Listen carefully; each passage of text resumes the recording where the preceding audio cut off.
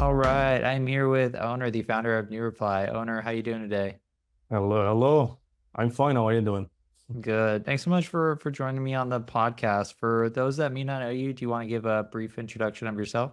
Yeah, I've been started development like 14 years ago. I was doing freelance job a lot, and then eventually, as for everyone, it's me. And I thought to myself like I need to do something for myself. And then I became kind of a indie hacker, and then bootstrapper, whatever you want to call it, and then kind of an entrepreneur. It's been like 3 years since I started building my own projects, and then a lot of crazy stuff happened, and eventually I'm here in your podcast, which means I sold a good product. You did, and congrats again on the acquisition. But tell me, what did Nureply do? How'd you think of it? Let's start there. I had a software agency, like I was doing freelance job, and I had a few friends helping me out, and we were doing this kind of a software agency, and it's really hard to find customers. Like it's the problem of all businesses. And I started doing research that testing ads and stuff, nothing worked. And eventually I stumbled upon the term called cold email. It's basically a fancy term for sending an email to someone you don't know. And eventually I started sending these emails. It didn't work out because I was sending it wrong. It wasn't personalized, whatever. And in the first version of No Reply, only thing I was doing was just sending out, actually not even sending, just writing the personalization part, the first entry lines where you can basically complementing the other side. And eventually it became like a big product, a lot of stuff, a lot of data going, and eventually customers asked, just can you also send the emails with no reply? And it became a fully featured product. But of course, life happens, big things happening, and eventually no reply changed a lot. I couldn't keep it. At the same time, other responsibilities became like a bigger issue than the no reply itself. And yeah, generally, I guess that's the shortest version of the story of no reply. Gotcha. We'll dive more into the acquisition in a little bit. But tell me, how'd you get the first customers? Did you cold email them, I'm guessing? No, no, no. I wish I was good at cold emailing at the beginning. I was just trying to find people who might be interested in the product. And interestingly, like everybody thinks Facebook is dead. You don't use Facebook groups, or like people don't use it. Only the boomers using, but actually it's not true.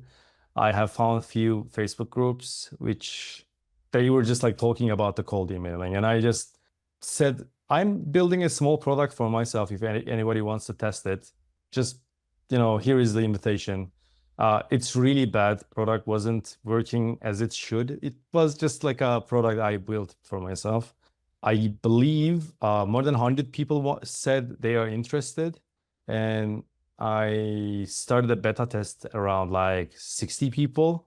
And on the day one, 30 of them were paid customers. So Nice. basically, I was just like blending into the communities.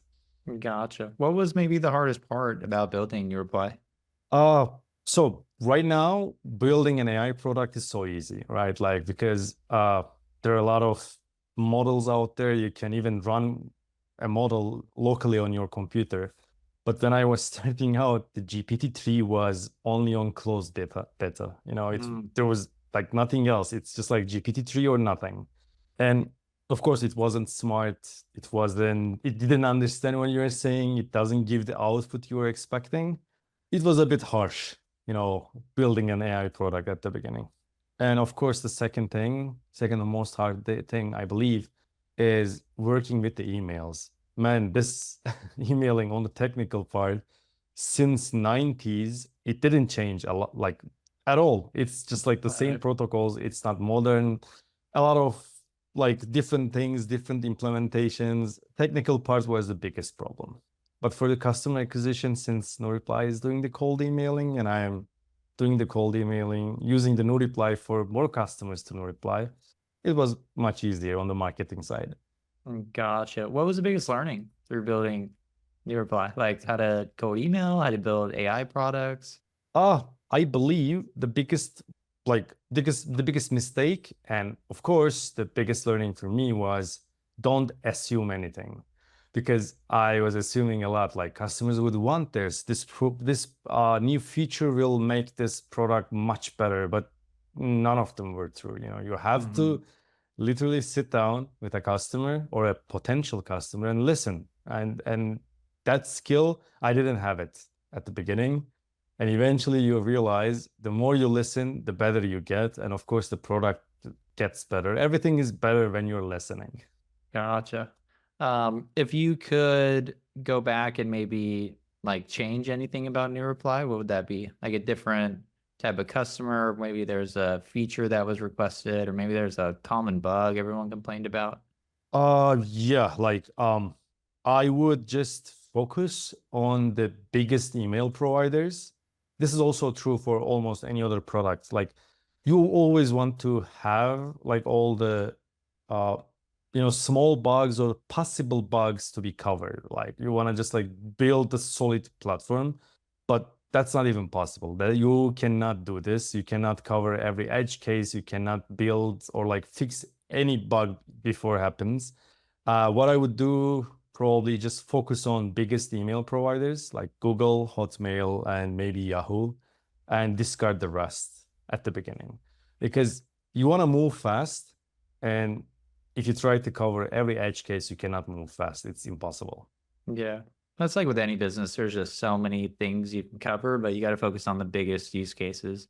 Exactly like that. Well, let's move into the acquisition. Sounds like things were going good. You had customers, you had product market fit. Why'd you decide to sell Nureply?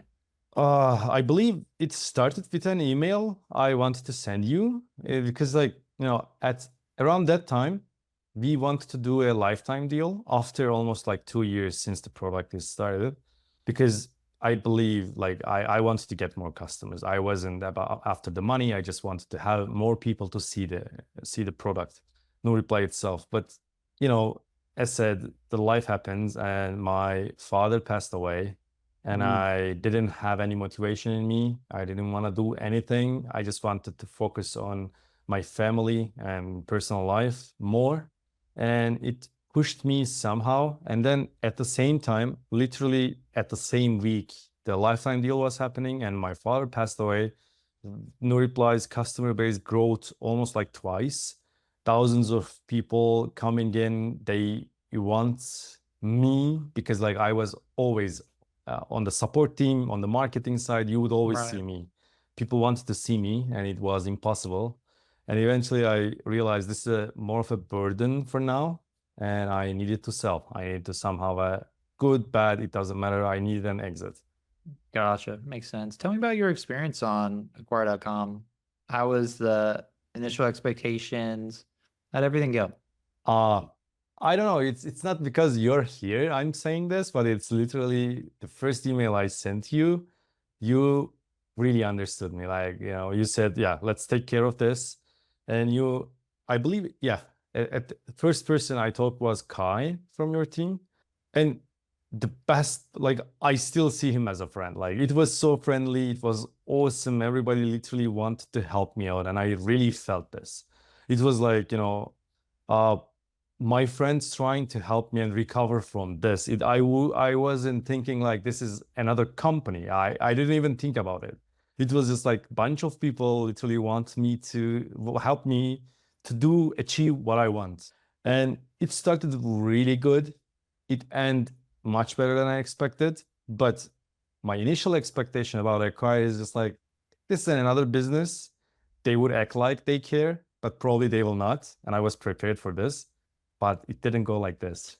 That's awesome to hear. Yeah, no, I mean, a lot of us are entrepreneurs ourselves, and we've been through, exits or a part of them, so we know how important it can be. So we do everything we can to help you maximize that. Was there any times during the acquisition where things maybe got off track or stressful, and we helped bring things back on track? Yeah, like these people are everywhere. They act like they care about your product. They want to buy.